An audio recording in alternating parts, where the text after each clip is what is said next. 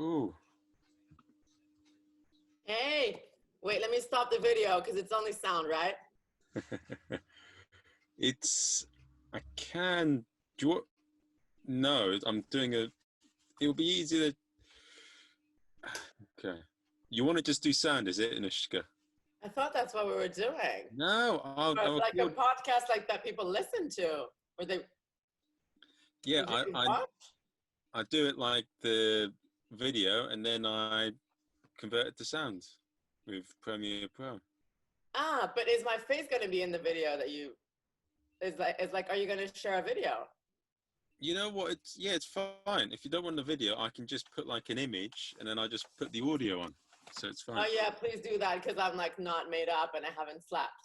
So I'm starting the video just for like the conversation, but please don't show this to anyone. Okay. What do you mean? Don't share this? You mean you don't want Like to? as in don't show my face in the podcast. Oh, right. Okay. Like just the sound. I didn't sleep. Okay. You look good though. Look at that. No. Boy. Well, no. I'd look better if I had slept and with makeup on. Like I look rough. But there we go. Okay, this is me. God, it was bloody. How did you find the heckler's knife? Oh, it was actually fun. That guy. What was his name? Garou. Yeah. But was he? He wasn't part of. He was like just a friend of yours, right? Or who was he? He's not. Well, no. He. So for the first heckler's night, I put it on, and Okay. he came in, and he's a friend with one of the other comedians, Oh, okay. Juliana, a Malaysian comic, and so Okay. he likes this show, so he comes all the time. Oh, that's nice. Yeah, he was quite entertaining. I thought he was funny. It was okay. Oh, But it was. no, I didn't know that you had. I just remember that you had gone to the Lecoq school and all of that. What was it? No, the Philippe Gaulier. Oui. I'm like saying it with a British accent. That Lecoq, Jacques Lecoq. Rooster, the rooster. So, And do you know a lot about both of the schools, or just one of them? Or well, I know more about the Jacques Lecoq School because my teacher at Lambda, the London Academy of Music and Dramatic Art, he went to Lecoq. My clown and mask teacher, Mark, he did Lecoq, so I know more that technique because that's that's what he taught. So I know that, but I'm not very familiar with the Philippe Gaulier one actually. What's the difference? Well, no, Philippe Gaulier was one of his students, right? yeah, Okay, yeah. it's a bit. Do you know Gordon Ramsay? Yeah. Well, he was a student of Marco Pierre White, and Okay. Marco Pierre White was like the first big celebrity chef in the UK, Yeah. and so he learned from him, and then he what's it called? Then he went and became a chef on his own. And it's a lot. It's a thing in a way. Gordon Ramsay says this as well. I listened to a podcast with him and Frank Warren, and he says that with all the chefs that he has coming up, what he does is he teaches them a bit, and he expects you after a certain point to leave and go away, to become your own man. Well, there's a French saying that says, "L'élève dépasse le maître." The student trespasses the master, like he becomes better than the master. You know. Ah. You don't know that saying, yeah. Yes. No. They say that each good student becomes better than a master. Yeah, kind of thing. Like that's, yeah. I guess that's what it tries to convey. The idea of like, like the master is good, but then if you're a good teacher, then the student can become even better than you with talent and craft. You know, yeah. It's. And what I can tell you about the Gaulier School is that I think the Lecoq's more technical and it's more based on how you move. Whilst I think with I haven't done it. I don't know it fully because it was a bit half finished in a way when you saw me in France. Okay. Because I didn't get to do the full first year. I missed out on the third term. So I'll do it next year. And then I can sort of give it a full view. So are you going to do your third term in September then? No. In next year, in June, in June. Oh, okay. Wow. Yeah. Okay. And then you'll have your diploma, your degree. Sort of. And then I might do the second year, but did ask them, and they said no. But I mean, maybe it's because I've not finished the third term yet, I think. But you never know. I'm someone that's a bit of a Marmite individual. People either like me or they can't stand me. That's always good. At least there's opinions. It's not, you're not just neutral. You know, it's better to have people hate you or love you than just whatever. Well, it's a bit like Floyd Mayweather with all his fights. People either love him or they hate him and they want to see him get beat. So at least if someone hates you enough, maybe they're watching your rubbish and giving you a comment. I love watching him. He's a great fighter. Yeah, because I used to live in LA and it was a big thing over there. Like everyone, it was like an event watching him. You know. Oh, so that's where the American accent comes from. Yeah, I suppose maybe. Yeah, all the UFC stuff, and it's huge in California. Everyone watches all the fights and stuff. What brought you what brought you to the UK as a whole? Well, it's my family lives here. Actually, mother, brother, grandparents, all my dad's family is in London. And well, to be totally honest, after 3 years and a half, my dad got ill. He's better now, but I was like not comfortable with being 12-hour flight away, so I came here, and now that he's better, I'm thinking of maybe going back to LA. We'll see. I got an appointment with I did a consultation with a lawyer to get a green card. I had an O1 when I went there, as an O1 visa as an actress. And it was good, but quite limiting because there's like a few companies that won't work with people who are only have the visa, and there's a few jobs that I can get. Like I had booked an NBC Universal job, and then eventually they said, "Oh, sorry, we just realized you're on an O1. We can't work with O1s. We only work with green card holders or people who have the visa from Universal, NBC Universal." So I thought if I'm going back, I'd better get a green card because I don't want to be limited. What I can do. Is that where you feel home is? You'd much rather be in LA than... No. Home is Paris. I grew up in Paris. But if you could choose a place to stay, where would you stay? LA. Yeah. So what is it about? I mean, LA is beautiful all year round. I mean, I've got relatives over there. It's amazing. But from your side, what makes you be like, c'est la vie. It's weirdly enough, oh my God, I just stared up and there's a dead spider on my ceiling. What the fuck? Sorry. Okay, I'm gonna have to deal with that later. There's a dead spider on the ceiling right now. I looked up, I was like, okay. Is it just hanging there dead or what is it doing? C'est magnifique. It's what? C'est magnifique. Magnifique? No, it's not magnifique at all right now. It's like dreadful looking. I don't want to stare at it longer. Okay, let's focus on you, Marvin. It's a better sight.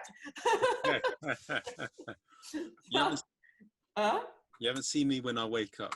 Oh, yeah. At this point, anything better than a spider, I think, right? I mean, I'm sorry, but yeah, no. What was I saying? No, so the thing is, when I was in LA, I felt like I was out of my comfort zone and I was doing more. I was like pushing myself more than I would. Like, 'cause, you know, when you're with your family, you're like, oh, it's chill, whatever. And my dad just lives, like, I could actually see his house from my window. Like, he's that type of Iranian dad. He likes to have everyone around him, you know? So I live 20 meters away from him. My brother is like 50 meters. His sister is 50 meters away as well. So we're all like the Iranian crew in Little Venice, you know?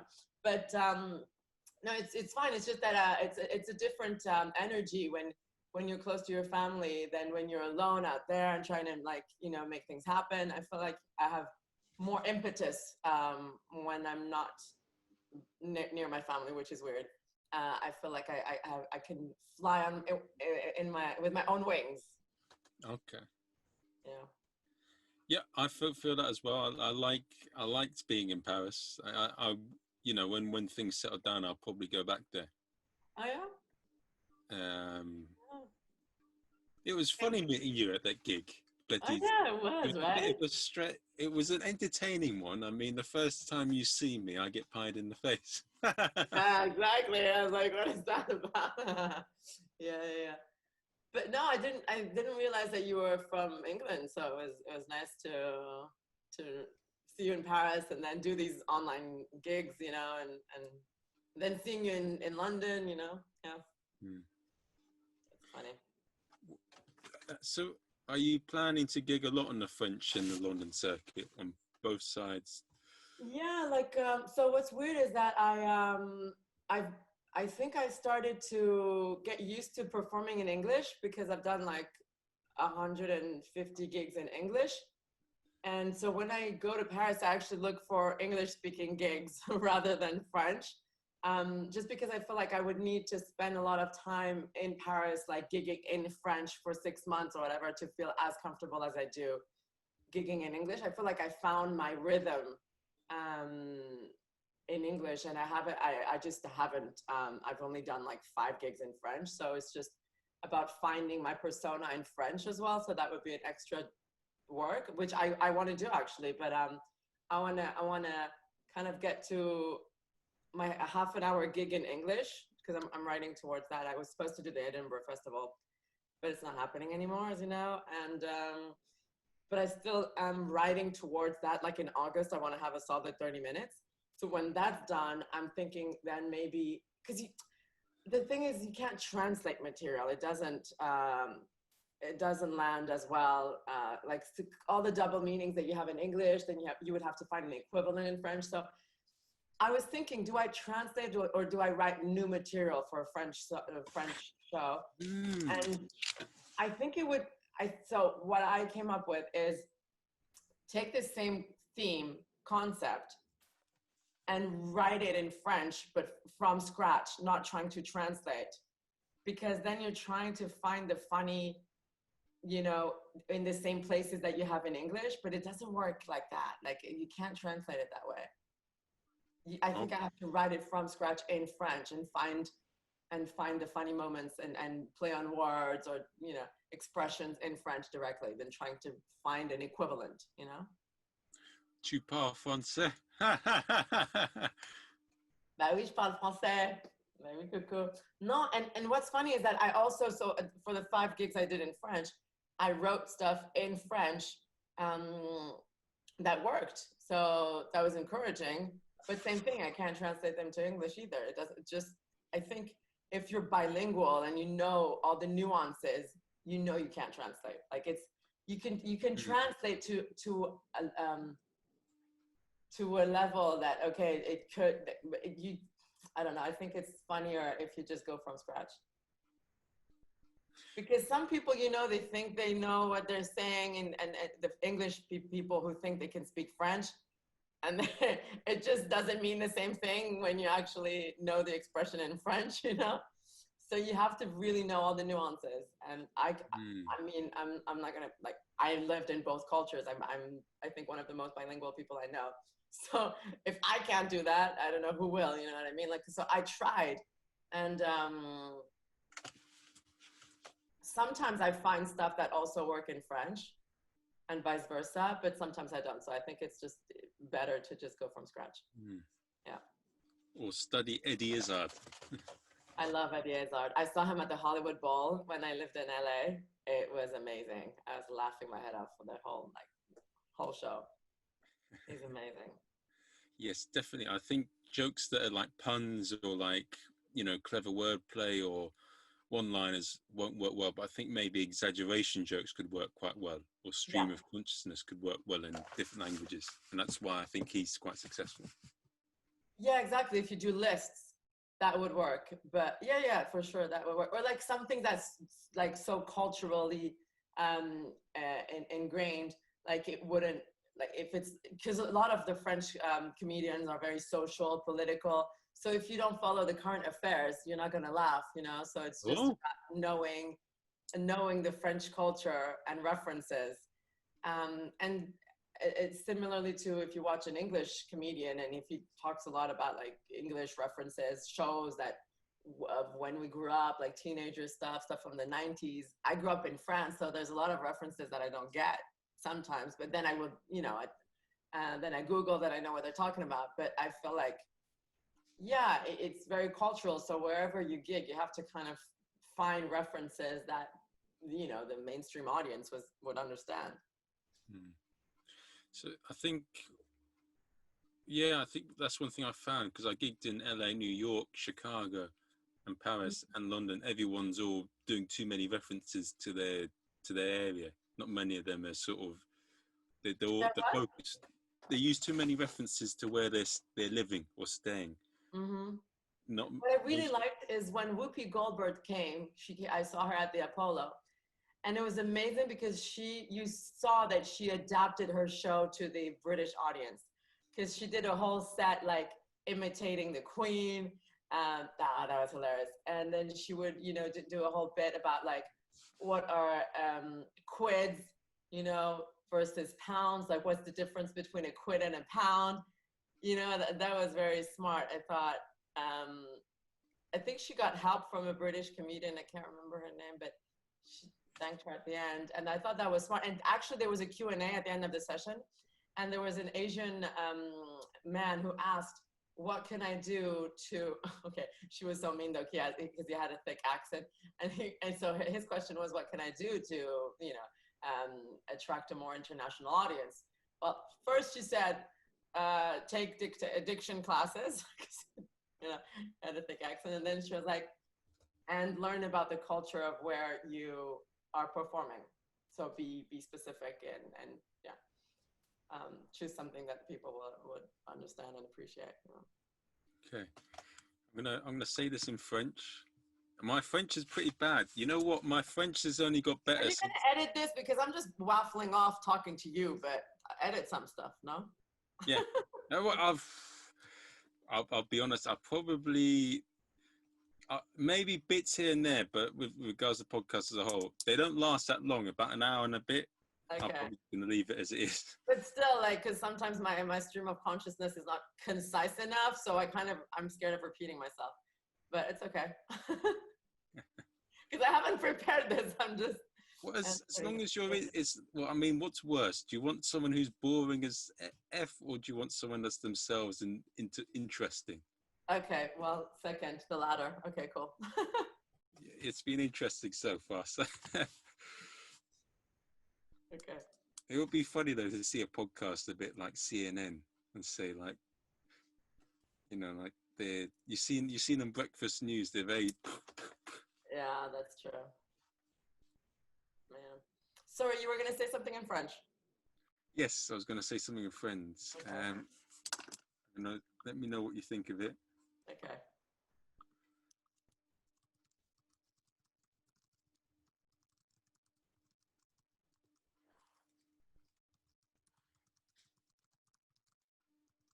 Oh, it's cut off. Sick. Oh. That, for instance, you can edit out. What bit cut off? Qui est le meilleur homme français, anglais ou américain? Quoi? Qui est le meilleur homme français, anglais ou américain? Qui est le meilleur homme français, anglais ou américain? Mais oui. Ça veut rien dire, Marvin. Who is the best French, English, or American man? No. Is that what you wanted to say? Who is? Wait a second. Fine. No, that wasn't what I was trying to say. Oh, okay, so reverse. Don't do Google Translate. I'm telling you. No. It was reverse. Qui est le Well, that's worse. Français, anglais ou américain? So tell me in English what you wanted to say. Who is better looking, French, American, or English men? Well, yeah. Okay. So okay. This would be the translation again. Qui sont les plus beaux hommes qui sont les plus beaux hommes? Les Français, les Américains ou les Anglais? And the French is my answer. Oh, that was an easy question. For sure, the French are the hottest men around. Pourquoi? Pourquoi? I don't know, man. Do you know what's crazy? Okay, listen to this. I'm in LA, right? 12-hour flight. And I go to this club, okay? There's one guy that I like out of all of them. Guess where he's from? Fucking French. Like, it's weird. Like, even when I'm not in France, wherever I am, I'm attracted to the French. I don't know why. I thought you liked the builder's crack.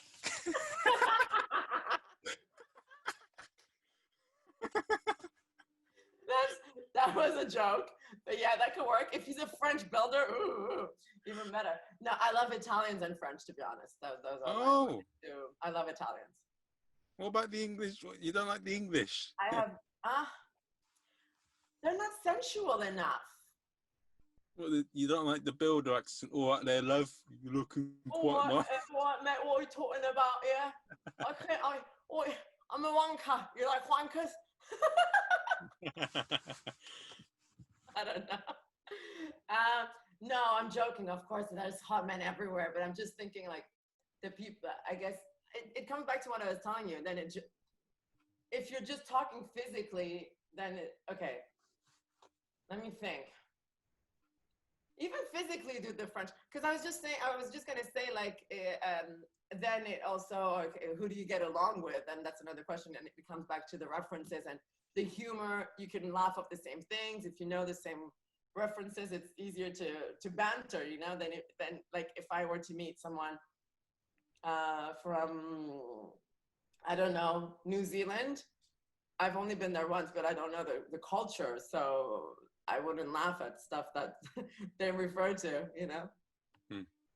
But I can get along with Americans and British. I'm very international, so I adapt myself a lot. But it's true that I guess it's important to, you know, people, if you've had the same education, same background, you just know the same thing. It's just, you feel familiar and it's just nice. Yeah. Combien de langues pouvez-vous parler? 5. Oh, Quelles sont-elles? Is that what you're trying to ask? Yes, yes. Quelles sont-elles? Well, Farsi, because my dad's Iranian, and Spanish and Italian, on top of French and English, which I think we all gathered I speak, but yeah. Oh. Wait a second.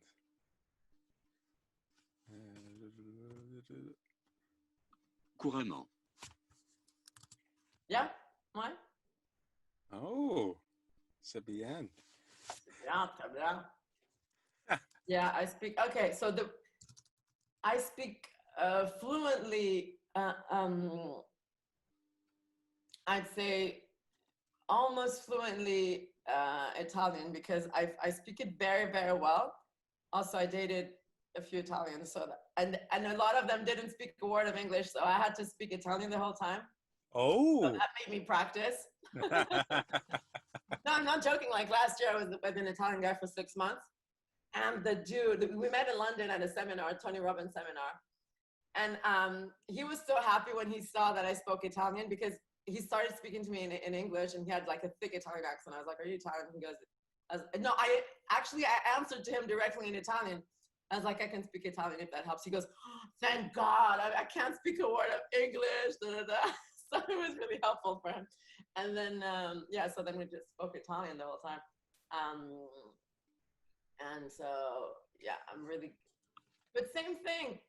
It's like he was making me listen to music. So I had no idea, like, if they were popular or not, you know, songs and stuff. And it's just, it's hard to date someone who's not from your culture. Anyway, and so that didn't work out. But no, and Farsi I speak very well, just also because my grandmother doesn't speak a word of English, so I learned with her to speak Farsi. And Spanish, I was in boarding school with a girl who was from Mexico. She came to this boarding school to learn English, but so I spoke a lot of Spanish with her. So I learned as well some Mexican expressions. No mames, güey. Stuff like that, and stuff they do with their fingers to say yes. They point their fingers like sí, like that. So I learned Mexican stuff too. Oh, I feel like I'm bragging, but I'm just like, this is my truth, that this is what happened in my life. That's it. Like, so with the Italian guy, l'accent vous fait aller. What did you try to say? These are hilarious translations. Please keep those in. What are you trying to say? Does the accent get you going? How did they translate that? L'accent vous fait aller. That is crazy. Like, that's pathetic how far it is from what it should be. Non, est-ce que l'accent vous excite? Oh, accent phonics. Est-ce que l'accent vous excite? What? Which accent? Italian accent? Oui. Yeah. It's cute. Yeah. I'm gonna go. Hey, ciao, bella. But then, you know what I was thinking? I was like, fuck. What if I were to go to a show in English and he can't understand shit, and I can't even share with him what I like, what I don't like, and I thought, okay, no, I can't do that. I need to be able to share my thoughts because I'm quite cerebral. I mean, at some point, you know, if you're gonna spend time with someone, it's also nice that they understand the language of the shows you watch. Yeah. So that's an interesting story. So you met him at a Tony Robbins conference. It's funny because I get the feeling that some of the people in there probably took as much out of it as he did if he didn't understand it. No, they had translators. God willing, better than your reverso. But yeah, they had translators. There was 12,000 people there at the XL court, so they all had like ear sets and translators for all different nationalities. I think with a lot of these fields, there's a big mistake with a lot of them. Like, people go into them and they think that all their problems are going to be solved like that. Like, whether it be dating agencies or whether it be motivational things or marketing things, they go in, they believe in Harry Potter magic and they're going to get what they asked for. It doesn't work like that. It's also good to go in with that mindset, because then the more you're positive about it, then the more you get out of it. Because if you think you're not going to get anything out of it, then might as well not do it. It's like you put your hopes in there. Like, honestly, after Tony Robbins, that propelled me to do 4 to 5 gigs a week, which I wasn't doing before. Because one of his, advice was to do massive action. And so that was really helpful for me in my experience. Like, as in, after that, I just felt like I could do so much more. But I know what you mean. It's not like it doesn't fix everything. And plus, a lot of it is like temporary, because you feel the boost of it, like, you know, for a month after the seminar, you're all like, wow, yeah, I can do everything. And then it lays off after a few months or whatever. So you just need a little reminder each time, or do seminars again or whatever helps you. But no, I must say, Tony Robbins was very important in my life. Oh, good. Yeah. No, it's just that because you've seen some of the adverts you see online. There's so many of them, like on this and that, and there's loads of people that go to his concerts and that. And I know someone who's been to a lot of his concerts. He spends like 20,000, and like he doesn't seem 20,000 for a Tony Robbins seminar? Yeah, he went all the way to Miami. That's what it cost, huh? He went all the way to Miami. Okay, so he did the other one. Because there's different courses. I did the Unleash the Power Within. Well, it was still a substantial amount of money, but nowhere close to that. It was like $700 because I got a friend who got a price for me, so that was cool. But it was so worth it because I saw the money triple in my account after all the jobs that I booked after that. No, that's good. Yeah. It's just, no, I'm very skeptical of a lot of them. It's because I've seen a lot of examples of people that go in. I think people go in there with the wrong mindset. I know it does help people, but I'm saying that I know someone who's spent the 10,000 one and he keeps going to the same one, but he's not changed. No, that's dumb. That's like, that's what I'm getting at. Yes. What's the quote?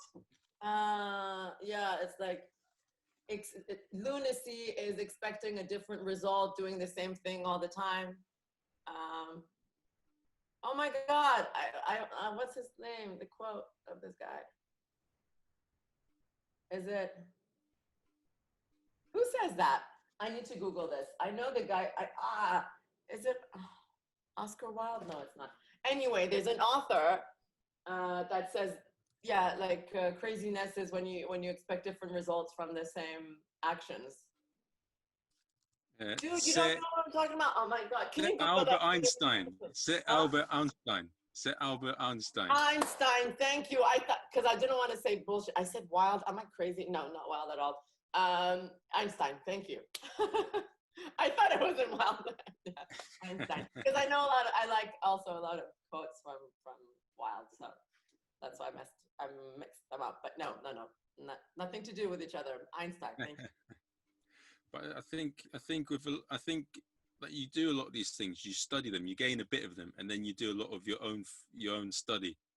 And then because if you just expect that one thing to change, then that's not going to work. I think you got to do your own study and learn yourself of things as well. On top of that, yeah, it's just tools. He basically, these people give you tools, and then you pick whatever works for you. I mean, it was helpful what was helpful for me in the Unleash the Power Within is like, so we were at that seminar from 8 a.m. to midnight, and the amount of things that we did during that day made me realize how little I do in my daily life. I was like, shit, there's so much we can do in a day. And so that's what propelled me to do so much more after the seminar, because it made me realize that we only use our time, like 5% of our time in an efficient way or whatever. And that was a good tool for me to be like, okay, then you got to be pragmatic about it. You see, okay, this is all you can do in one day. Then it helps to organize yourself and like create a routine for yourself, basically. That was helpful for me.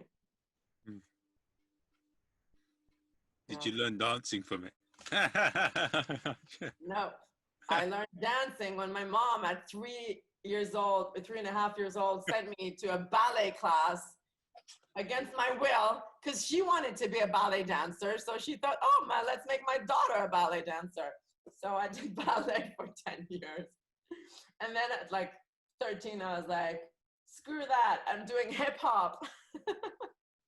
So no, I did ballet. Then no, I did jazz from 13 to 15, and then I did hip hop. Yeah, that's where I learned dancing. But I want to say that I don't like. I just feel like dancing also comes from my dad. My dad's a very good dancer, so I don't know. And my grandmother's a good dancer too, from my Iranian family. Yeah. Oh, okay. What is he? Oh, I'm guessing. What is it? He's a quite charmer. He does a bit of the waltz, a bit of the salsa. Hello, lady. No, he's a good hip hop dancer, my dad. Oh. And he does like all these 70s dance moves, like disco moves. What else? He does a few. He took salsa classes, I think, actually. We went to a hip hop class together. It was hilarious at Pineapple in London. Yeah. Yeah, but it's hard because it's one thing to know, to be like a good dancer when you do your own moves, whatever.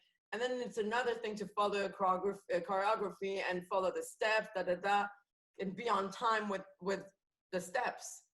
And I realized I'm better with just being a free dancer than a contrived dancer in a choreography. I mean, I can do it. Of course, I've danced in shows and stuff, but I prefer just doing my own moves and decide when I want to do what move, rather than being on a timer.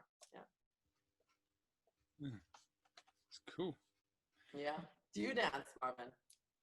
To be honest, like, I mean, I referenced that because I remember you doing that the Lady Gaga thing when you. Oh yeah, that's true. I did that. Oh yeah, during your show, I did that. Oh my God, I forgot the crazy stuff I did. Yeah. Ra ra Ramadan, ha ha Chanukah. Oh, Christmas. Yeah. I'll put a lot of people to shame in terms of my shit dancing. Oh yeah. That's funny. Oh, it's. Shall I put on? Shall I show you the heckler's night? Did you look back on it at all? No, how can I look back? Was it live? I mean, Yeah. was it? What did you show? Did you put it on the Facebook Live or something? Yeah. I didn't see it. I'll show you some of it now, and I'll see what you think. Here we go. So this is the program I use. Like, don't put me on it. Wait, I'm taking a screenshot of this. My God. So this is the video. Welcome to Hecklers. Hello. Hey. Yeah, so my name's Iffy, and tonight Instant Laughs are bringing you a stand-up comedy show, but it's with a difference. We're not going to stop people. Oh, there. A Was it Malaysian that? air all the Is your time. family? So, Yeah. okay, city. So, Dude, I need to be careful to what I You mean wear. you can see me properly, but okay. My parents are the best DJs because check this mix out, right? And then I'm putting this song. Wait, and I'll tell you exactly where I'm from. Yahoo! Are you about to do like some Bollywood number and then we're like, oh. French, Iranian, Russian. Okay, so there we go. French, Iranian, and Russian. Oh. Where did you learn to dance? In 5-year-old France. Well, I can tell you she totally learned from the white side of her family. What a prick. Oh my God, that guy. Yeah. I can't say that.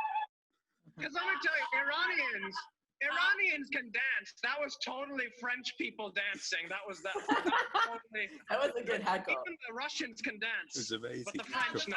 It's amazing. Okay, dude. And you can see you can't do that, so clearly you did not learn from the Russian side. Yahoo, you need him in all of your heckling shows. Yeah. He's on tomorrow. Shit is what I give you. So, Yeah, kind of like this whole show so far. this is the shit I'm giving you. Listen, I'm French-Iranian Russian, and I am not enough, okay? Like, all the Is your family like all refugees or something? They are, all of us. We're all coming from Tehran, St. Petersburg, and I grew up in Paris. The worst thing is I can't even Are you half Russian? I Or can't you? have a conversation My with grandmother on my mom's side is Russian. you know? Okay, so Yeah, you're so my name French. is- Yeah, I have to say, your home So looks like it's furnished with stolen Yahoo goods. should do a whole set on his own because all he does is like interrupting my set. I couldn't do my set because of him. I like Aladdin. I went and I installed in the cave. That's what I did. Matt, I would have hoped you would have picked something better out of the cave. Yeah. Anoushka, you know it's a comedy show, not genealogy.com. I do know that. So, Actually, the thing is, some of us who aren't just Caucasian, our genealogy is the funniest thing about us. Oh, thank you. That's a good defense. He Right. could be my lawyer.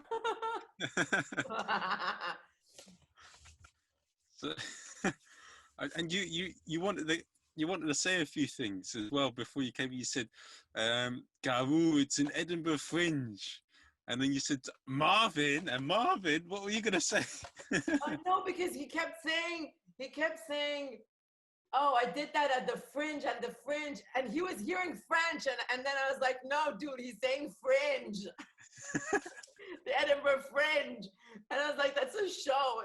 He was hearing French the whole time because he didn't know the word fringe, I suppose. I think so, yeah. And he was hearing French, and I was on mute, so I couldn't yell. I couldn't be like, yo, dude, he's saying fringe, not French. Anyway, that was funny. But no, these heckling, oh my God. I had a crazy experience at the heckling stuff at the King Gong at the Comedy Store. Have you done it? Yeah, a few times. Yeah. It's mental. Well, it was my first time there, and I just started doing stand-up, which is, I didn't know it was going to be that rough. Like, but I think it was also not a good thing that I just started out because I didn't have any expectations. I was like, let's just try it. And I was doing well. And after 2 minutes, I say, yeah, I'm French-Iranian. And then this guy yells, oh, you're sexy, you're sexy. And I didn't have a comeback for that. And that's when I got the cards coming up. And I was like, you asshole, I was doing so well. Could you just not, shut up. And I just said, yeah, no, there's more to that than just my looks. Okay. Just like, you know, and then it just derailed me, and I just couldn't get my train of thoughts back. And I couldn't remember where I was in my set. I was like, shit, what's the next thing? And then boom, I just blanked there for like 5 seconds. But now if I do it again, I'll know how to come back. Wait 1 second. I'm going to translate another word. I'll be Que back. diriez-vous maintenant? I'll be back. Could do it. Que diriez-vous maintenant? What would I say? No, not specifically to that heckle, like, oh, you're sexy. I mean, but like hecklers in general, now I'm more comfortable with my stage persona. Like I know, I guess I'm better at improvising with the audience now, because I didn't do any crowd work before. Now I do, so I feel like I could banter more with the audience than when I did that gig. So I'm sure I'd find something, whatever, like, you know.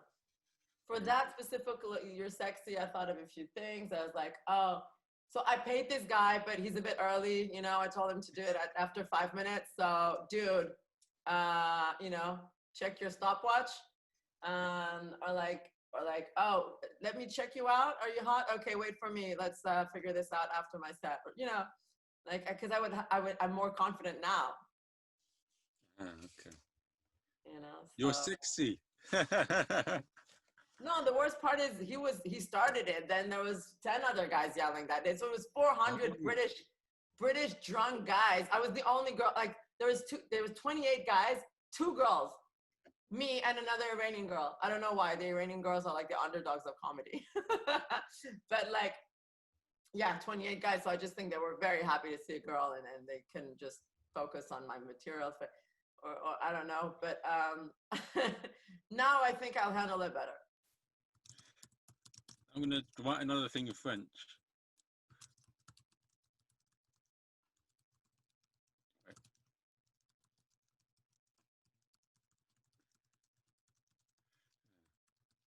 So did you learn the English language? So how long did? Wait a second. Mm-hmm. La pire chose que j'ai sauvé était un Américain se faire virer pour avoir dit qu'elle avait un petit ami. What does that mean? The worst thing you did was have your girlfriend get fired because she said she had an American boyfriend? No, it's the worst thing I saw at the Gong Show was a woman said that she had a boyfriend, and then she got gonged off. She was doing well, and then she said she had the boyfriend, and then they gonged off. Oh shit, that's so misogynistic. That's the worst thing. Oh la la. So you have to pretend you're single your whole life when you're a comedian, basically. Yes, I think quite a few comics do that. They say jokes about single, but they got someone already. Especially as a woman, you think, or even men do that? No, I think a few of them do that, but even men? They pretend they're single when they're not? I think. Yeah, actually, no. What? How do you find what would you say? How do you find it as a woman in comedy? How do you find it as a whole? How do you think it's different to being a man? You know what? People were quite helpful to me, like especially in these like girl power nights that Kai Wallace puts on. There's a few stuff, and I'm part of this group called Femme of Color, so we kind of help each other out as women as well. It's this group for like ethnic looking girls. So you kind of have to find a community. But in terms of performance and the audience response, I feel like I've had to dress down because when I started off, I was wearing like dresses and kind of looking cute. And then I tried wearing like more casual wear. And for some reason, I feel like people were listening more rather than just, you know, wondering what a cute girl was doing on stage. So I don't know. I'm saying I'm cute. I'm allowed to say that. I think I'm cute. Anyway, but no, I guess your material has to be so much stronger than if you're just a guy, just because if you're if you're in your mid 40s and you're a white guy, then you're better off than a young girl in being Middle Eastern, I feel like my material has to be so strong that people are going to go beyond the fact that I'm cute, you know, type of thing. You just have to be so good. Like, it's just, you got to prove yourself even more, you know? You can't just get away with a funny physique. Like, if you're like you know, like a guy who's just funny looking, and then, okay, that's going to be easier for that guy, you know? Mm-hmm. Rather than if I have the same material looking like I do, it's going to be harder for people to identify themselves with me just because I'm not weird looking. I feel like some people that are weird looking have it easier. So have you had? I should be careful with what I say because maybe edit that out. I don't know. I shouldn't say that. Does it matter what anyone thinks? Because of course I'm so bloody lucky to be good looking. It's a blessing. So I shouldn't say, oh, I wish I were weird looking. No, I'm just saying it's great and it's an advantage. It's just I feel like I'm working so hard for my material to be so good that people aren't gonna think I'm just a pretty girl. You know what I mean? Oh, that's good. I like that. I like that sort of. It's one thing. Yeah, I think. But it doesn't. We live in an age that's very sensitive now. Yeah. I think our age is too sensitive. But I mean, you've not really said anything. All you said is just trying to say your truth. So why would that offend anyone? You've not said anything about it being this and that. You've just said what you think. Yeah, well, that's true. I suppose. Yeah. Okay, I'm gonna own up to my truth. Does it matter what anyone thinks? Like, I mean, if someone in the crowd looks at you, Anoushka, and they're like, "Yo, who is this like French like Iranian girl on stage here? She shouldn't be there." But they're just an audience member who's not done comedy, and they smell. They're 40 years old. Like, what are you gonna? Does it matter? No, it doesn't. No, I mean, I just want my material to go through, and whatever I want to say, I just want my messages to be conveyed in the best way possible. So I just work on my material to make sure people know what I'm about and what I want to say. That's the main thing for me. I don't care what people think about what I look like or whatever. I just want my material to be heard. That's the main thing for me. Yeah, nice. So that's what you feel. You feel that in some ways audiences put like a barrier if you look a certain way. There's a prejudged thing. Wait, can you so what's your question exactly? Is it that if people judge you by the way you present yourself? What was the question? You think that? Because I want to make sure I answer to the right question, like, you know, like the with an audience that do you feel that they judge? So you feel that audiences, they have a presumption when there's someone there's a pretty woman on stage, and so you have to fight a lot harder to get past that. There's like a little shield, like a glass.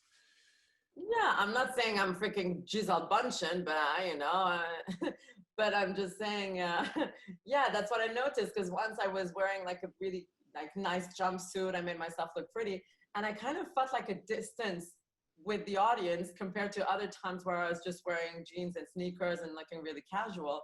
Because I feel like people probably don't feel as close to you if you're gonna look a certain way, like if you're gonna be like super pretty. If you're not famous, I mean, of course, when you get to a point where you can just wear whatever you like and people listen to you, but at my level, I'm starting out, I feel like I need to be low key. I can't just be like, yo, this is me wearing a mega cute dress. I don't give a shit. And it's like, I guess some people roll like that, but I just don't. I've noticed the difference, and I get more laughs when I'm just casual. So I thought, okay, the point of comedy is making people laugh, and not, so I'm just gonna be casual, you know, if that's what works, and that's the point of everything, making people laugh. So there you go. What would you say is the point where you would stop doing if it made people laugh? What? What's the point where you would stop it? What if it gets a big laugh? What would you be your point where you were like, no, okay, that's a bit much? I've never had that happen to me. Like, what? Do something so ridiculous that people laugh despite you, or what? I don't understand what we're trying to. What are your limits in what you do on stage to get a big laugh?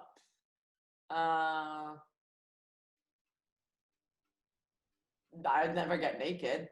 I mean, on stage, why would that's useless. I mean, we're not doing porn. I mean, I know a lot of guys play with like, oh yeah, I'm taking my jeans off. Oh, I'm gonna be in my comment on dit, boxer, and my underpants or whatever, and people laugh at that. I'm not about to put myself in my underwear for people to laugh, you know. First of all, I think they won't laugh. They'll probably be aroused. So no, I'm not doing that.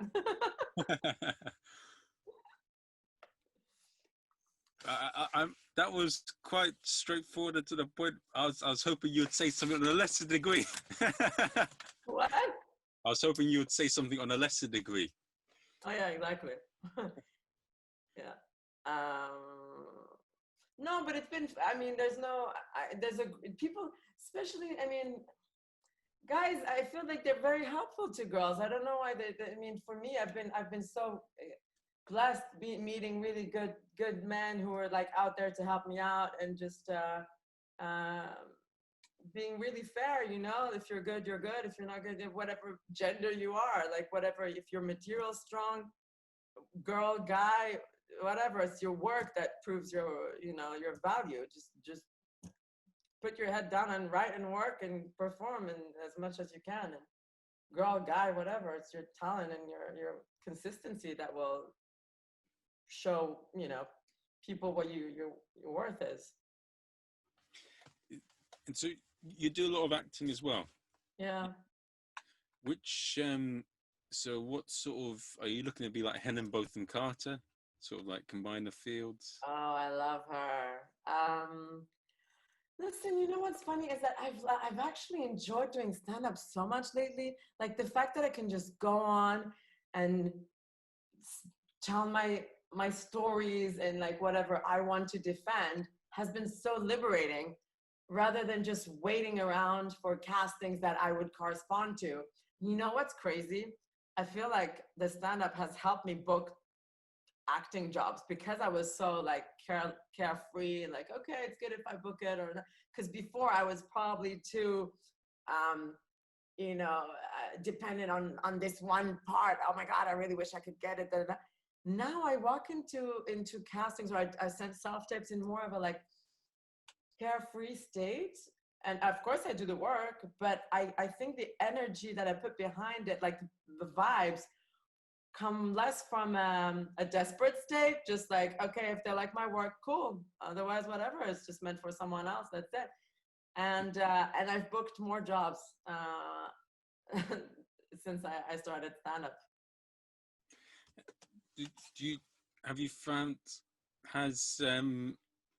Have you been able to get some work during the outbreak as a whole?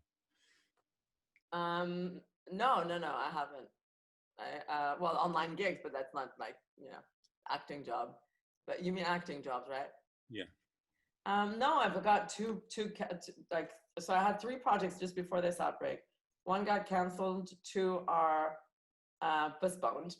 And yeah, the 2 festivals got, like, I was supposed to do Brighton. So Brighton now is going to be in October. I'm doing that, and Edinburgh next year.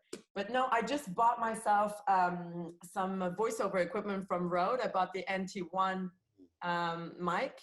And so yeah, my agency, actually, I did 2 self-tapes, and and my voice agency is going to book me on a job. Well, he suggested me, and he asked if I was available. And so now I'm trying to do like a home studio so I can do voiceover stuff, because I do like audiobooks and stuff like that. So I'm trying to do like a home studio, which is kind of, we got to do everything as actors. It's insane. You got to do the editing, I did, yeah. Deliveroo asked me to do a self-tape for a commercial. So I had to self-tape, like do all the actions, and you would film from your place. Like you would be the director and the actor and the cinematographer, all of that. I didn't book it, but yeah, I did castings for, should I have said the name? Anyway, whatever. For that and another French car brand. But so yeah, basically actors have to self shoot now. Because of this Corona thing, you can't go on a set. So companies are asking you to shoot from your place. Okay. Yeah, you didn't know that? Yeah. What? No, I mean, that's like now they would give you a fee to like lend your apartment basically to the production. So you're being paid as an actor and also as a like location provider. Yeah, like a landlord, Airbnb. Yeah. That's nuts. So you're gonna go on the London acting forums and like Airbnb your apartment and say, right, this is. I should, dude. I mean, no, because that's the thing. It's like, but then, oh yeah, because they needed a house with a front porch. So because they wanted, that was for the. Can I say the brand again? No, I'm saying it. Fucking hell, Deliveroo. So it's like they needed someone to be able to have a front door and look at the bag and then close it. So you needed like a proper porch to book the job, basically. So now there's like requirements. Not only do you have to act, but you also have to live in the right place. So if you were to look at if you spoke to your younger self, yeah, what advice would you give her now that you're in the position you are now, for all the things you're now doing all these adverts during the Corona? How would you?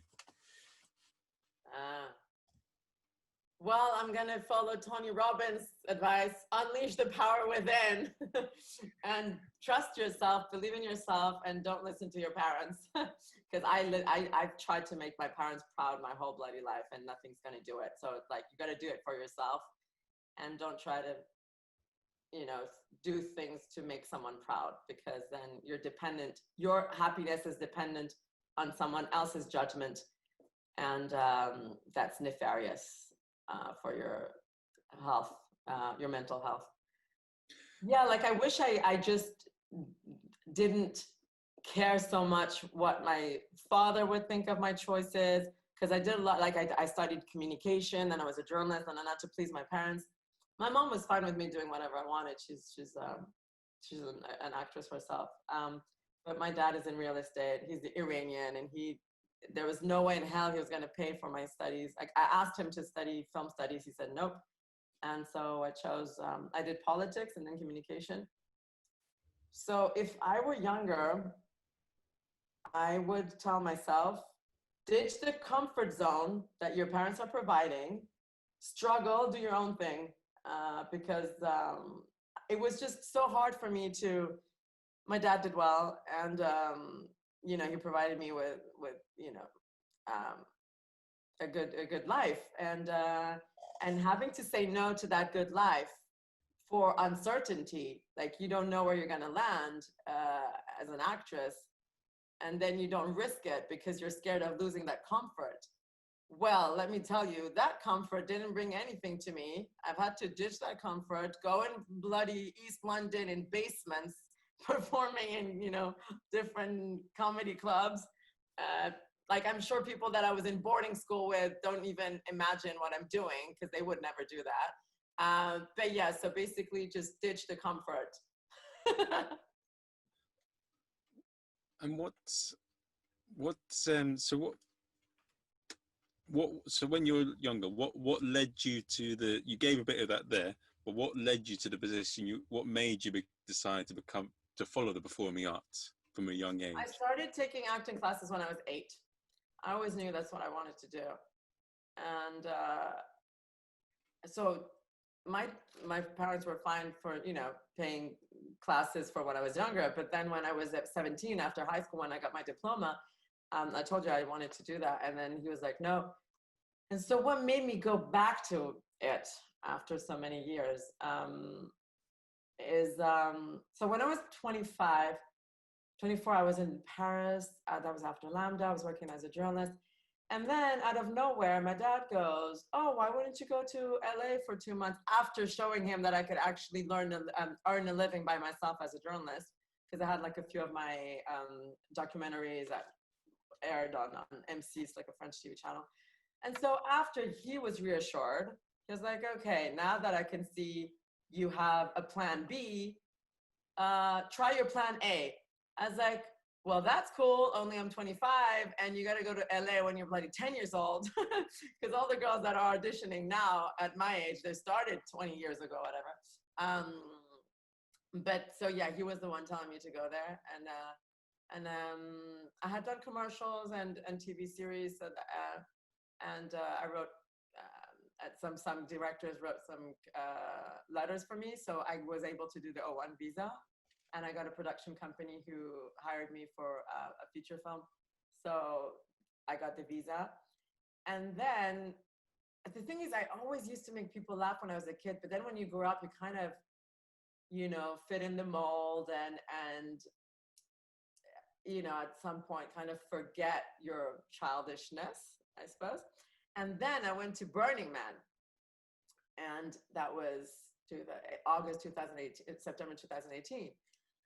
And there was this amazing breathwork coach, Rob Starbuck, who lives in LA, and I owe him a lot. He was very incremental. Is that a word? No, like comment tu dis? Bon, very useful. I want to say in my acceptance of doing stand-up, because he made us do some exercises. I know that sounds a bit cryptic, but he made us do like some breathwork exercises, and it was like a guided meditation. And so it was crazy. Like there was so many emotions going on, and everyone is like crying, laughing, screaming. At the end of it, everyone's holding each other in their arms because it's like so cathartic.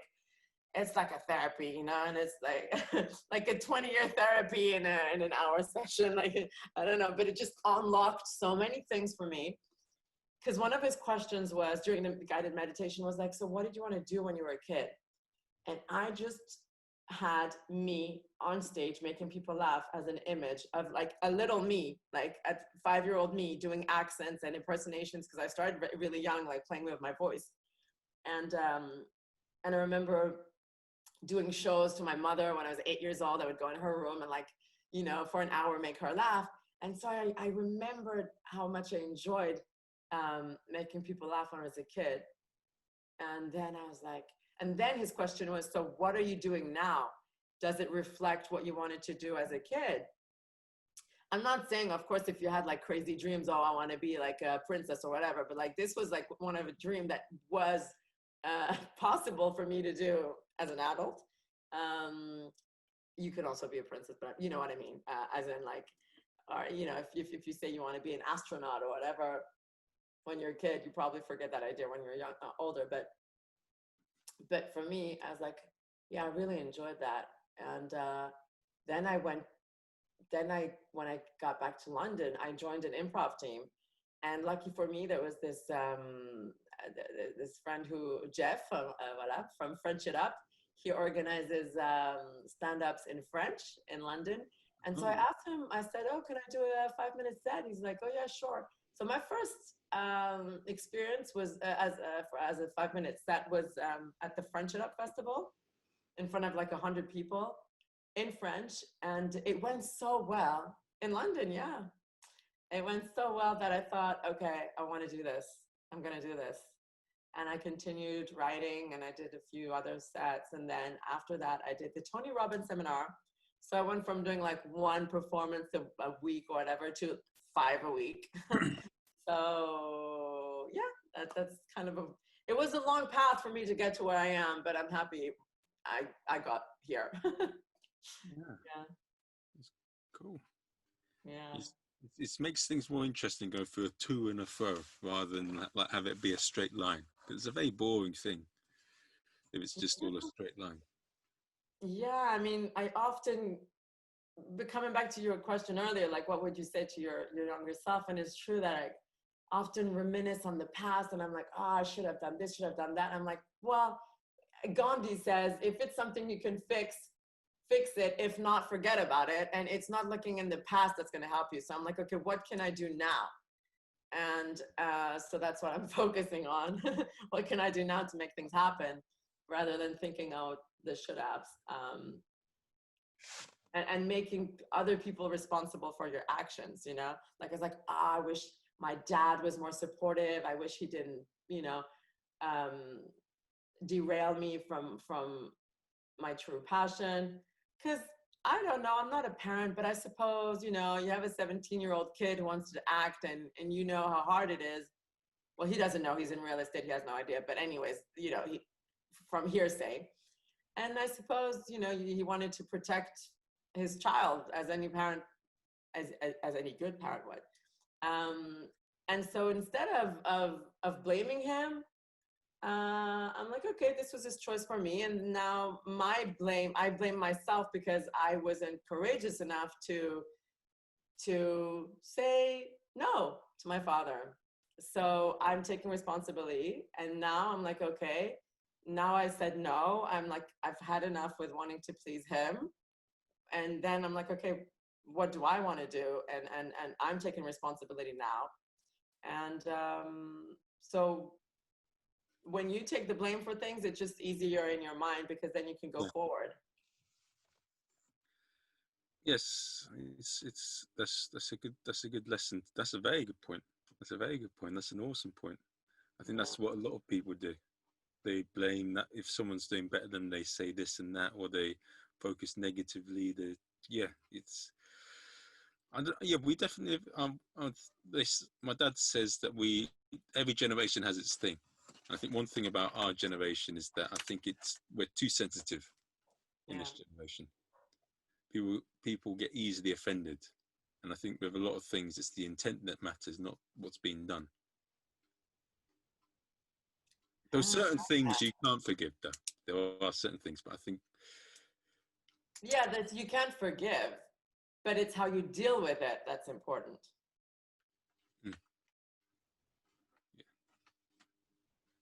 You know,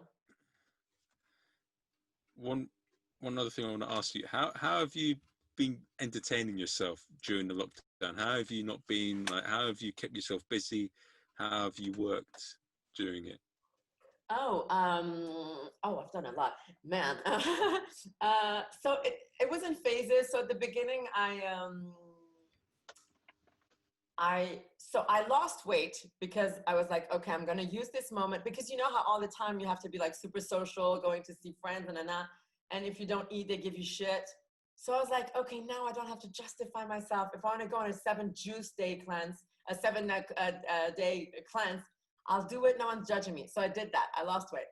And then I was like, but then I want to learn how to cook and do like stuff that I don't have time to do usually. So then I put weight back on because I started doing waffles and pancakes. And my waffles are delicious, okay? I didn't know I was such a good cook. So now I'm ready to be a desperate housewife.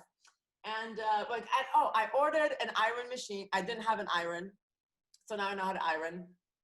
And so also coming to like comedy stuff, I participated in the classes. You know, you did those two, the Angel comedy classes. I did those. I also have a group with which I write, a group of girls from the FOC group, Femme of Color. So we meet up twice a week, and Amanda Baker, who helps us. She's a great comedy director. Yeah. Oh, I know her. You know her? Yeah, she's great.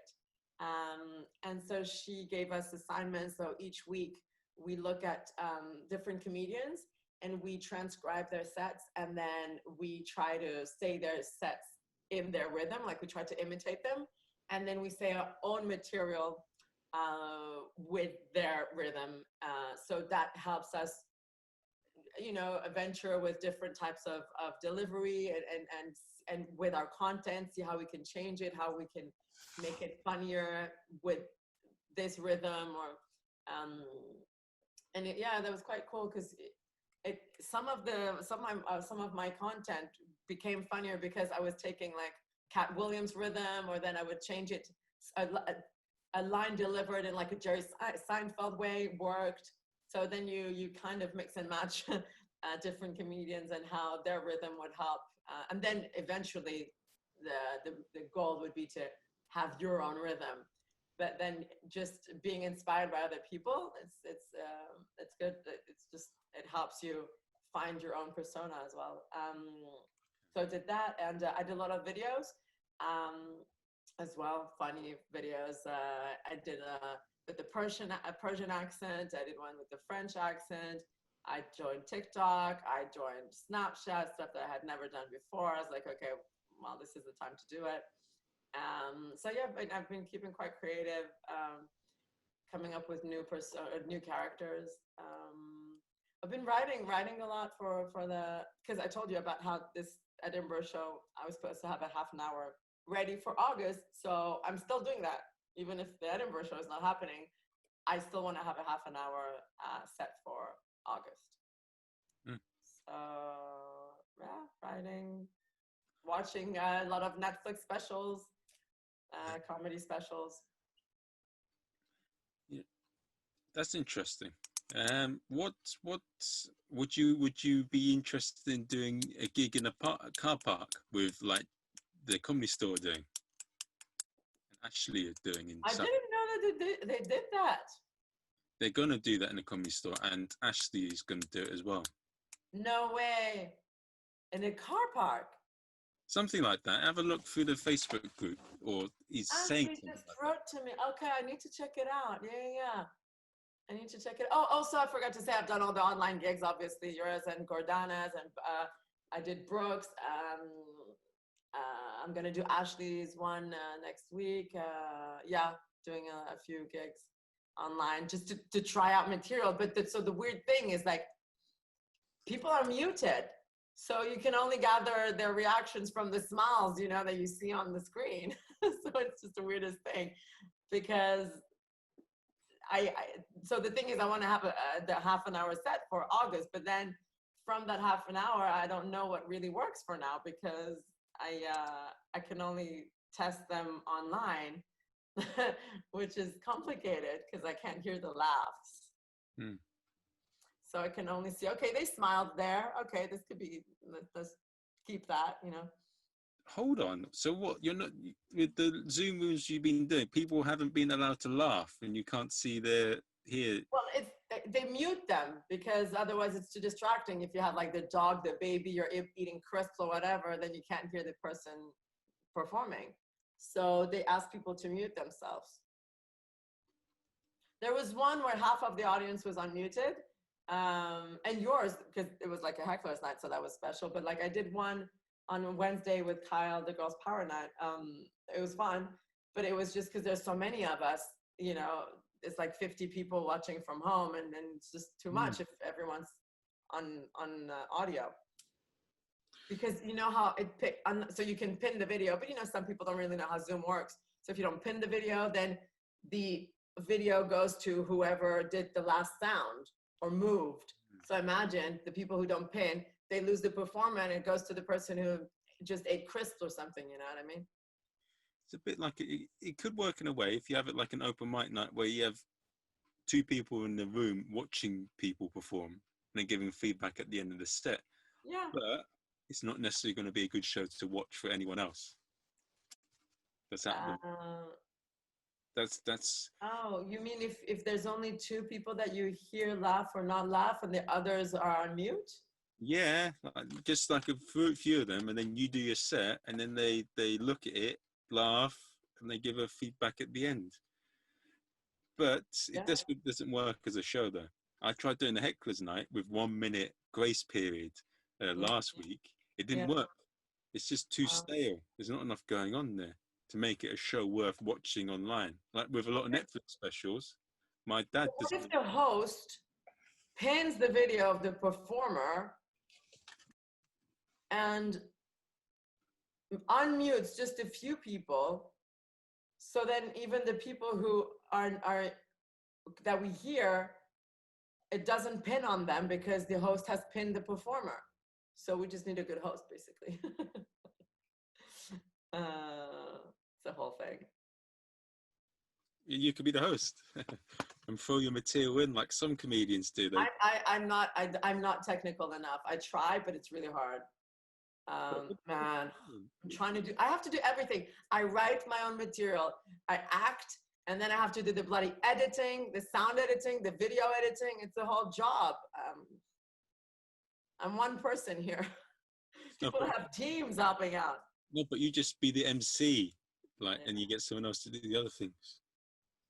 Yeah. Okay. So Carl tried to do that. He tried to do the MCing and the technical stuff at the same time, but he just wrote an email after to everyone saying that format didn't work. So he'll do the MCing and someone else will do the technical part. Because he was saying how whilst he was doing the MCing, one of his cameras blew up, another stuff froze, the sound froze, and it was too much to deal with in between acts, all the technical side of stuff.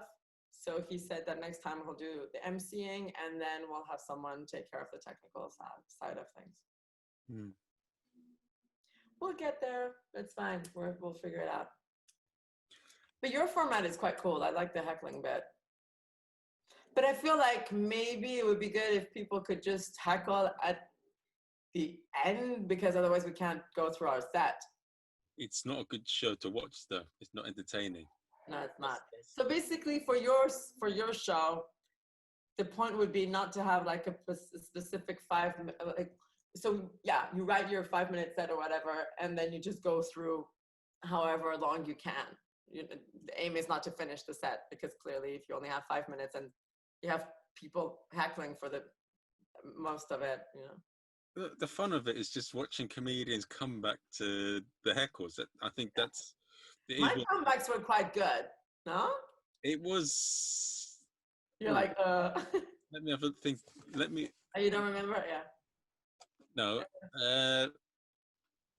I would say some of... the bit you said to Gary was quite interesting when you're saying about the planes, but I won't go into further detail what you said.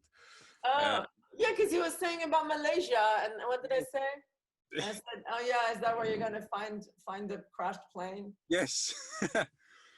And then you said something to Mark, and then you said some of it was interesting. You had a good interaction with Garu there. I thought there was a bit of flirting there. I think you Garu liked me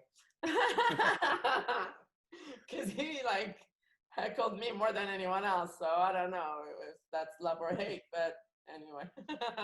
What was your favorite heckle that you got when you were on? He said, "Oh, do you know that's comedy? It's not genealogy or something like that." Yeah. Genealogy.com. And I liked how Garu defended me on that one. He said, well, if you're from a mixed background, your genealogy is part of the comedy. Because, of course, who said that? A middle-aged white guy. Sorry. That's true. It was, yeah. There is a few... But sometimes I'm too kind, you know what I mean? That's why I'm scared. The heckling and stuff, it's cool. But sometimes I just, I wouldn't be good in a roasting battle. I'm too nice. I need to learn to be a bitch. Oh, I think you could surprise people. I have a bitch potential. Yeah. No, I think because of your demeanor, you could maybe, you know, charm people a bit, do all these fun, easygoing, and then, you know, do a setup, saying a compliment, and then boom, do a harsh compliment to get them off guard. Like, oh, I thought she was gonna be nice, but then she turns out, oh, I think, yeah, you could definitely pull it off. You know, like Eminem did in 8 Mile. He started cussing himself to put him off and ended that. So you could be all nice. What are you suggesting? To start off nice and then be more cunning after? No, just compliment the person as you're telling the joke, saying nice things, and then flip it. Like you say, oh, this person has nice hair, has nice like eyes, for someone that looks like a horse's ass. Ah, I like that. Yeah. Cool. Okay, cool. Nice. Yeah. I'm trying to think of what other stuff I've done for like comedy stuff, to be helpful to people that are listening. But yeah, videos, TikTok, Instagram. Oh yeah, I posted stuff on my YouTube channel as well. Yeah. I'm gonna. Oh yes, and you see those questions you asked me for your brother about the podcast. Yeah. I could put you in the direction of a few Facebook groups that could answer his question. Okay. Yeah, because he wants to do a podcast. He was asking about softwares that people use, and I don't really know. I just participate in them, but I don't do them. I mean, I don't organize them. But I did another one with this guy, Luke. I'll ask him what he used. Okay. And what else do I know? What do you plan to do once this is all over? What is Anoushka Rava going to make of herself once this pandemic is over? Where does she see herself in 5 years' time? No, I'm joking. What are you going to do with yourself? In 5 years' time, I can tell you, at the Apollo. But what's... Maybe 5 years is too short. No, 5 years Comedy Cellar in New York. I think Comedy Cellar in New York is a good plan. And in 10 years, Apollo, actually. Well, you could do bigger. Let's be realistic. No, that's not good. Like, I was just saying how Tony Robbins, whatever, like makes you unleash the power within. So yeah, I should be more ambitious. So what's bigger? I don't know. What's bigger than Apollo? What can I do? Fucking arena? No. Why not? If you don't think you can do it, if you think you can do it, why not? He used to stop you. He used to say, who here is God? And to tell you that say that you can't do this or that you should do this and that. You're your Marvin, God. Wow. Can you be my angel here and having that voice all the time helping me through stuff? Yeah. Guardian angel. Well, it doesn't matter what anyone thinks. If your friends or your family tell you that you can't do this and that, a lot of the times it's because they're not doing the thing themselves, or they don't see things as you see it. But yeah. So what you planning to do in the short term? What do you want to? So it's good that you've been doing that. I like that. I like to hear people that have made use of the time, because I find it a bit strange when someone says, "Oh, I've got nothing to do. I'm bored of this and that." Because I've just seen it as a big, massive opportunity to learn a lot, to get so many different things done that I didn't have time to think of or do before. So this is a ample opportunity to make the most of it. This isn't not. What else are you going to do? Just wither and die? Yeah, that's when the mental strength has to be there. Yeah, I hope I can, just continue my job as an actress whenever things start again, and also doing stand-up whenever venues open. My gig as well. Yeah, Instant Laughs in Hammersmith. Let's do this. Plus, it's not too far from my place, actually. So yeah, I'd love to. Do the Apollo as well. Like the visualization thing. You can walk over there and like envisage it, take little bits of it. Boom. Yeah. What about you, Marvin? Do you have any plans? Oh yeah, you said Gaulier next June, but yeah. Oh, there's lots of things to do. So I want to try and I've got another show that I want to do apart from the head quiz. I've been trying to speak to a lot of improvisers to try and get advice in it, but Oh, I'm part of an improv group if you need. I'm part of Improbotics. okay, so could I message you my idea and Yeah. tell me your We're doing an online improv show actually on the 6th and 7th of June, and then 20th and 21st of June with the Paris Fringe Improv Fringe. Okay, maybe Improv, you Paris Improv Festival or whatever. Yeah. you could send me the link for it, and I could let people Yeah, know. yeah, definitely. Yeah. Look, is yeah, that's one thing I'm doing. I've got yeah. As I said, I've seen it as a big ample time. Like I've watched, you know, I can watch a lot of podcasts. That's what I've been doing a lot. I've been learning French, improving it. It's a bit funny. You see, the thing is, you said about how leaving your parents' house got you out of your comfort zone. Because I know you speak English, I thought what I'll do is I'll speak to you in English and then start switching into French. But I've just got carried away with it, and I've sort of shun away from doing it in French. You wanted to do it in French? Yeah, because I thought it'd be no, funny. you could have. I didn't know that was the point. I thought some parts, whatever, you would speak French, but you wanted to do the whole thing in French? Yeah, I thought it would be funny because my French isn't that good, so it'd be funny to see me get it wrong. And then I was gonna. So let's do the last few minutes in French or whatever if you want. Tu veux qu'on continue en français? But then you need to do subtitles. No, but it would be funny to see me get it wrong. Ok. Donc vas-y, dis ça en français. C'est ce que tu dis là. Oui. Non mais C'est c'est drôle de te voir rater, c'est ça que tu veux dire? Pouvez-vous m'aider? M'aider. Oui, je peux t'aider. Je peux t'aider. Qu'est-ce que tu veux? En quoi puis-je t'aider? Wait a minute. Let me think of this. Une minute. Quelle heure est-il?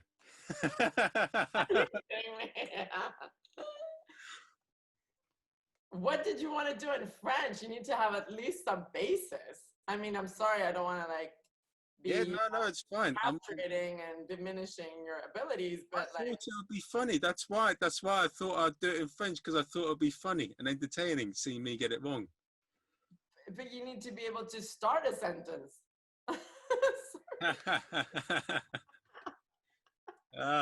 Before getting it wrong, you need to try something. And like une minute, yeah. 1 minute, that's not, difficult. But okay, vas-y, continue. What's it called? And what did you say in French? I didn't get that bit. Qu'est-ce que j'ai dit? Continue. No, before that. What did I say in French? Cavan. Hein? Before that, never mind. Bon, alors je sais plus ce que j'ai dit. I don't know what I said. Mais vas-y, en quoi puis-je t'aider? I said en quoi puis-je t'aider means how can I help you? Ah, oui. But it's quite formal, like en quoi puis-je t'aider? No, it's you would say like qu'est-ce que tu veux quoi? Je voudrais une maison, s'il vous plaît. Ah bah oui, hein, je crois qu'on voudrait tous une maison en fait. C'est tu veux quoi comme maison, hein? C'est coûte combien? Très cher, trop cher, mon Dieu. Tu veux quelle taille la maison? Quelle taille? Which what's the size? Like how many square feet or like whatever? Combien de mètres carrés? C'est 12 en mètres. C'est 12 en mètres. 12 mètres carrés?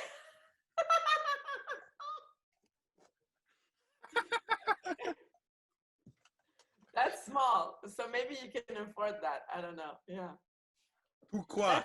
Une chambre de bonne. Okay, une chambre de bonne is 9 mètres carrés, 9 square meter. So you could afford that. C'est vrai ça? Oui, c'est vrai. Pourquoi?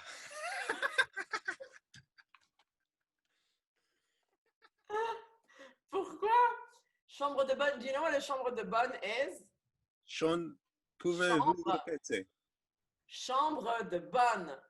Oh, chamber of. No, well, not chamber, like room, a room, chambre. Oh yes, room, yeah. Oh, the bathroom, the bathroom. No, no. The bonne is a maid in French. Oh. Okay, so bonne. Okay, so bonne means a maid, and she's fuckable. Oh. So in bonne is a fuckable maid.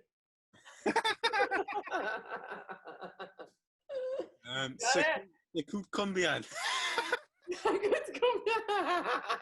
Gotta ask the maid. I don't know.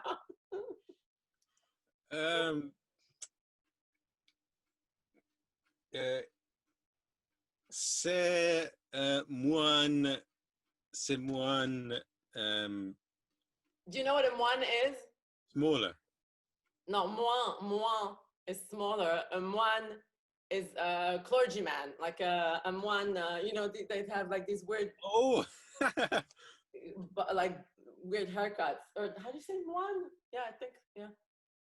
Moine, so moines. Oh, moine. I think you're trying to say moine. Moine. C'est moine. But it's good that you didn't say moines, because it's complicated. There's an S at the end of moine. Oh, okay. So moine. Yeah. Moine. Moine is N-E, and moine is N-S. Don't ask. C'est moine un I, un A. What? C'est moine A. A. The I. What's I in French? Un œil. An eye. What were you saying? A? Oh my God, that's hilarious. C'est moi A. Yeah, we. That's the thing. So I couldn't even think of how like an English person would pronounce A. Yeah, because for me it's like normal. A, O-E-I-L, A. But if you're, I'm like, how on earth does anyone learn French? O-E-I-L, A. You gotta know that shit. Like if you're an English person reading O-E-I-L, I'd be like, oil. The way you read it, it's like it sounds like bloody oil. It looks like oil. It should be said oil. And it's œil. Oh. Interdit. How do you say it's forbidden? Interdit. C'est interdit. Man, we should do a double act, like all the stuff that you think the way they're pronounced, and I correct you or something like that. Like œil is so funny. It would be quite funny. Yeah, just a 5-minute set. Like you come in or like I can do your intro if you're doing a half an hour show or whatever. Do 2 minutes. Marvin, that'd be funny. Yeah, no, I never thought about that. It's really hard for you guys. What did you think when you I've forgotten already. What did you think when you went into the English speaking gigs in Paris? Oh, well, there was a mix of like, so French people who tried out English material, and there were Americans and Swedish, and it was quite international. It was really nice. There's a mix of everything. It was good, very international. It wasn't only like British or Americans. There was people like Germans trying to perform in English, you know. Les comédies est français ou anglais? There's no question. No, wait a minute. Est-ce que tu préférais English or French? En anglais ou les comédies est français? So I grew up watching French and Americans and English, all of the. So yeah, because basically my dad, you know, always lived in London, so I would go with him, and he would like watch Monty Python and like super British stuff. But then, so in Paris, there was like, well, in France, I would watch Elie Kakou, Elise Moon, Gad Elmaleh, Michel Leb, like super French comedians from like the 90s. And I also watch like super old comedians like Raymond DeVos. I love all the play on words that he used to do, like the old guys, Coluche, you know. But then I would also watch Americans. So I've always been blessed with being bilingual since I was a kid. So I was exposed to many types of comedies, but I feel like I like the physicality that the French comedians have versus Americans that are very sturdy, you know, very like Louis C.K., deadpan, straight, blah, blah, blah. I love watching Gad Elmaleh. I just saw him at the Leicester Square Theatre here in London in March. He was doing Work in Progress in French. That was really nice. But what do I want to say? No, you kind of get inspired by different people, but I would say definitely, so performing in English, but with not, people get confused because I don't have a French accent, but I feel like my attitude toward things and my point of views are quite French. And so that throws people off. So I was always wondering, at the beginning, I was like, should I do a character like Marcel Luçon does? Like he's super British, but he pretends to be French, like he puts on a French accent. You know who Marcel Luçon is? Yeah, he did Gaulier. Oh yeah. I love Marcel. I met him. He's really cool. But I knew he was not French because his accent was so thick that it didn't sound authentic. But I didn't mind because I thought he really nailed the French-like attitude. So I like that character. But so I was thinking, should I try to just do my material with a French accent, because that's what people would expect from a French girl. They don't expect a French girl to speak the way I do, just because I grew up, you know, in bilingual schools, so I don't have a French accent. So that was at the beginning, just like positioning yourself and like, oh, then I was like, fuck it, I'm just gonna be myself. This is how I speak, so voilà, just deal with it. Not all the French people speak like frogs, you know. So I have a French point of view with me speaking like the way I speak, with like an international accent. So yeah, I think I have more of a French opinion on things than well, obviously American. I didn't grow up there. But so your question was like, who I prefer? I couldn't tell. There's stuff that I take from everyone. You know, there's no one. I love Jerry Seinfeld. I'm not gonna lie. Like I saw his show last year at the Apollo. I was by myself and I just had a comedy lesson. Yeah. Were you in the front row like me? I was in the third row. Oh my! I may have. Look, I'll show you. I saw him. I was there with him. Last year. I was right in the front row of one of my friends. Wow, lucky you. There was no front row seat left because I just know, like, I found out on the day. I was like, fuck, let me see, is there a last minute ticket? And I was like, okay, cool. And I went by myself and I had the best time.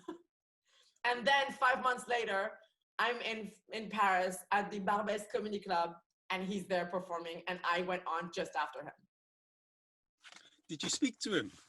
Yeah, I was in the green room with him. Like that like shit happens only like after like 10 years of doing comedy. I was like, what is happening?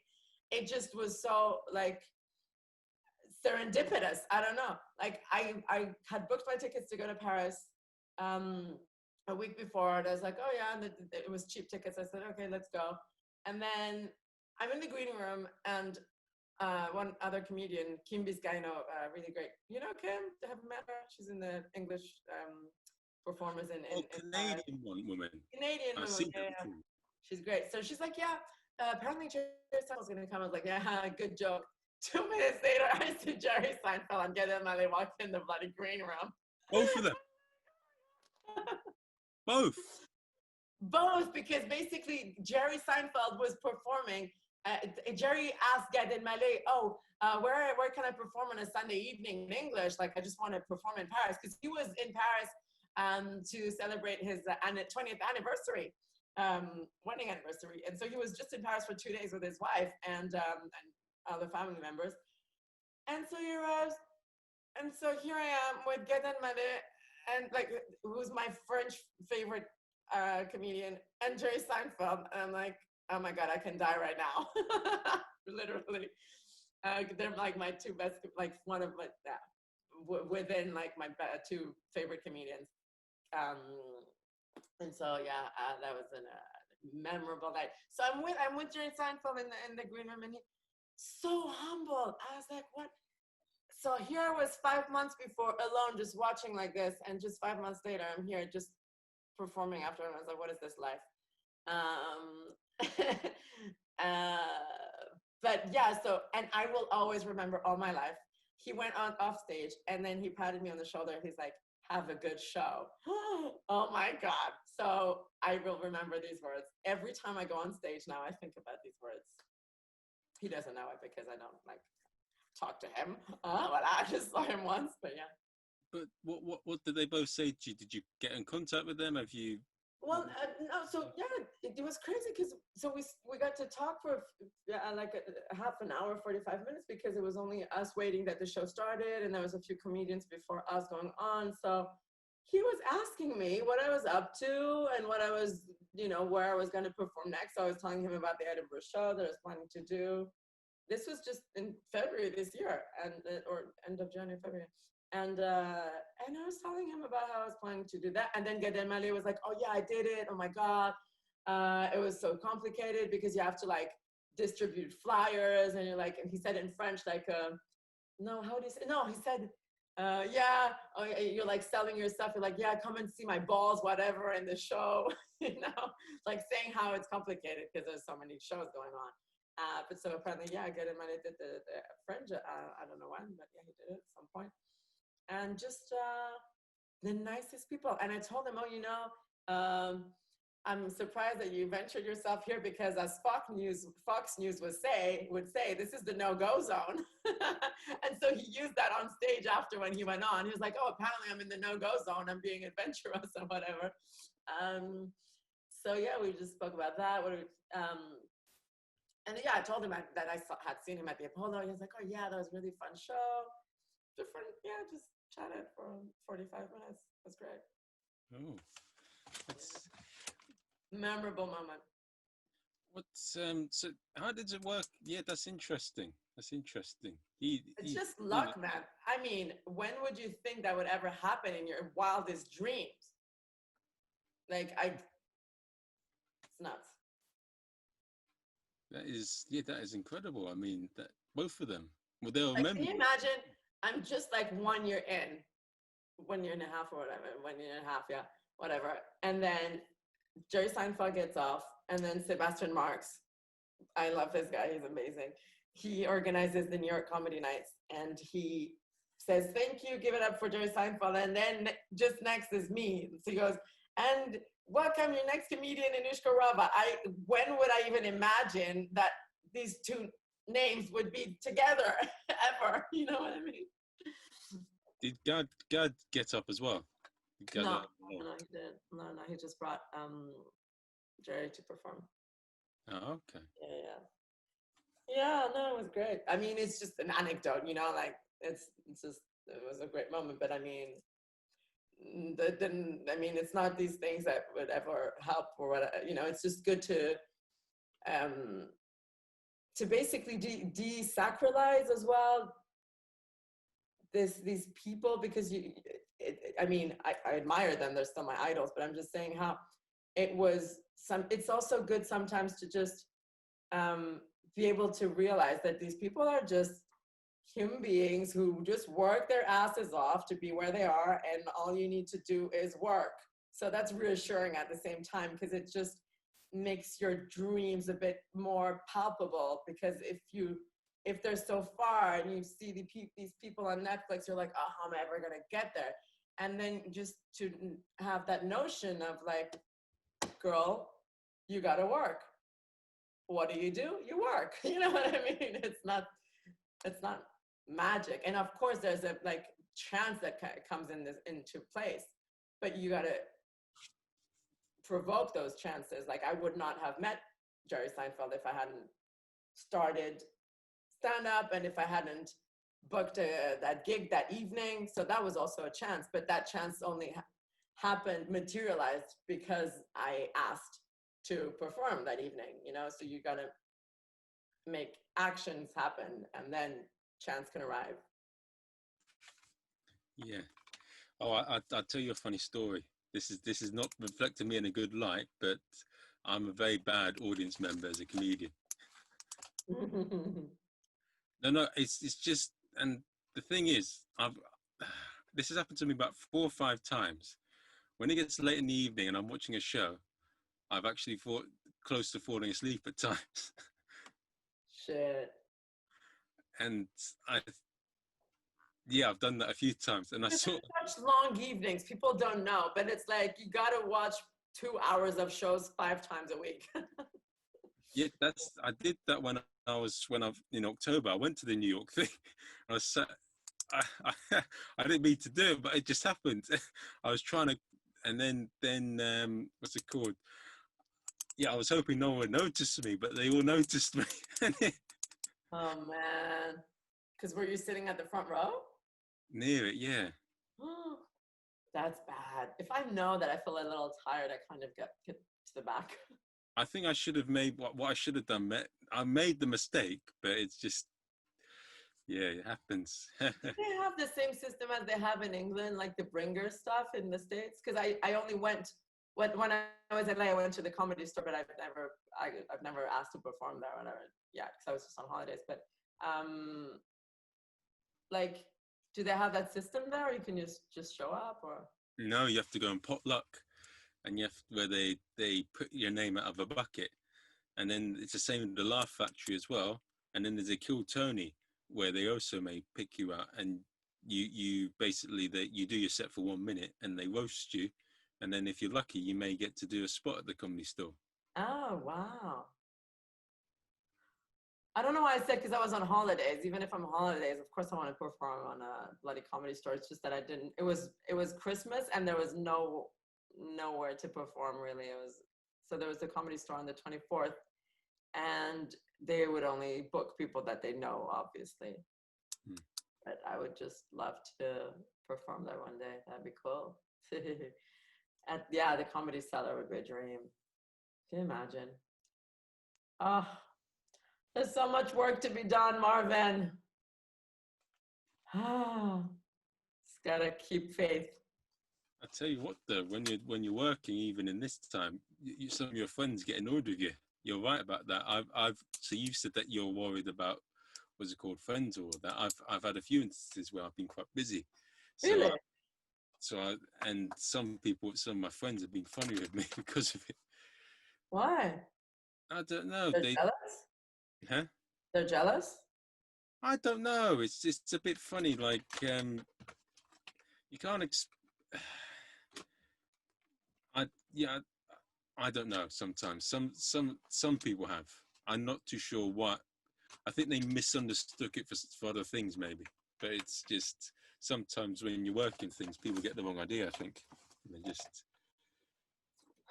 There's one thing that I was thinking, because there's work and work is like, are you being productive or just like, you can't be productive all the time. Like, for instance, I'm doing all these writing sessions and sometimes I'll be more inspired by others than other times. So I'm just trying to think, okay, how can you do productive work? Because this babbling stuff, okay, but then because there's no end result in what we're doing at the moment. It's like, okay, online gigs, but what's the end result? So I'm like, I can't, that's one of my things. It's like, how can I be productive? Because doing many things, okay, is one thing. Then, okay, makes you think that you're busy, but are you just being busy, keeping busy, or are you being productive? That's something else. What's going on at the moment? There's a lot of things I'm working on. But I am taking the time to try and review things as well.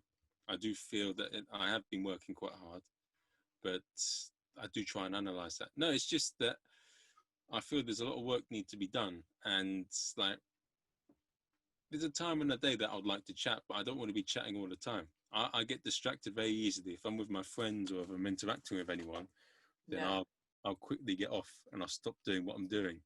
So I have to be strict to maybe about an hour a day or certain points in the day that I talk. Other than that, you're not going to get hold of me, whether it be on Facebook or that. Interesting. So you just reserve a moment of the day. Okay, this is when I'm going to talk. Yes. Like you don't have your phone on, or like. anything I'll have distracting. it on at times, but I'll ignore it. Like I'll focus on the other thing and leave it away. Because if I start getting into that sort of thing, then I'm going to end up all day just doing silly things. So I have to try and have points in a day. So if someone messaged me at this time, if it's past a certain point, then I have to go back to work and I get back to them later. That's. Do you have what's your do you have a day job? I didn't even ask. Like, do I you did have have a day job before I went back to France in January. Okay. And I was going to start a job while I was in Paris as a tour guide, as well as. But then that stopped. Oh, shit. So now I've got nothing else to do just to prepare things for. Have you met Thor? I think Thor is in the same situation. He's a Norwegian comedian. He was a tour guide here in London. Now he's back in Norway, and he was mentioning the same thing. Yeah. The only thing to do is to prepare for things when things get better. That's the only thing you can do. Try and think ahead and think, what am I going to do so that I'm not just starting. So you're ready to hit the road when things are better. That's what I've been doing. That's basically what all my work is at the moment. Everything with comedy, the comedy club. The French needs a lot of work. I need to think about it. Yeah. And then I think French, I mean, to be honest, you have to live there to really get the different expressions and nuances, all of that. The one thing I will say with Le Coq, they do it in French, but in Goli, it's all in English. And so with an English. Oh, that's not helpful. Yeah. Yes, and you get too comfortable, and it's a bit like a Buddhist retreat. They're all with each other, and they're not sort of. Because it's the same. I was at the American University of Paris, so the classes were in English. So all the people came to Paris, but they didn't learn French because they were at school with British, English-speaking students all the time. So even if they were in Paris for 4 years, they didn't learn anything. So you have to go to a French school or a French family, only stuck with people who can't speak English, basically. Yeah, I think that's basically it. And I do want to move over there. I feel like it's sort of unfinished. I want to at least. Really? You want to move to Paris? For a short term, yeah, till I get a grasp of the language. So you'll be a tour guide in France, but in English for English people coming in. And they're not only for. I only did it for the money. I want to see if I can get a French job now or something like that. Trying to. What's your degree? You're gonna laugh at this, but I did a sort of they're competing with business. Computing with business? Yeah, let's. Okay. Sorry, I don't know why I'm laughing. We've completely gone off the. I can't see you do that at all. Okay, sorry. We went off the rails. Yeah. Okay. Let's carry on the chat, but I will turn the recording off and say thank you, Anoushka. It's been interesting, entertaining. Thank you very much, Marvin. It was really nice. Cool.